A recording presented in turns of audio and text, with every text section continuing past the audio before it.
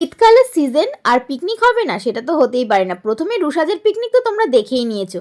এরপর এটা ছিল আমাদের বন্ধুদের পিকনিক বা ছোটোবেলার বন্ধুদের সবার মিলে পিকনিক। তো সেখানে আমরা পাগলামি তো করছিলামই, অর্ধেক ভিডিও পাগলামির চোটে নেওয়াই হয়নি, কারণ আমরা নিজেদের মধ্যে টাইম স্পেন্ড করতে এত ভালোবাসার, এত পাগলামি করতে ভালোবাসি, সেখানে ভিডিও করব ভেবে অনেক কিছু ক্লিপ নিয়েছি, অনেক কিছু নেওয়া হয়নি, কারণ আমরা পাগলামি করছিলাম, নাচছিলাম, গাইছিলাম, হুল্লোড় করছিলাম, হ্যাঁ হিহি সমস্ত রকম কিছু করছিলাম।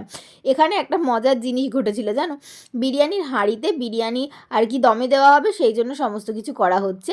আর ওর ভীষণ রকম গন্ধ ভাল লাগছে শুকতে, তাই জন্য ওর ঘাট ধরে গন্ধটা শোকাবোই আমি, আর একেবারে বিরিয়ানির হাঁড়ির মধ্যে ঢুকিয়ে।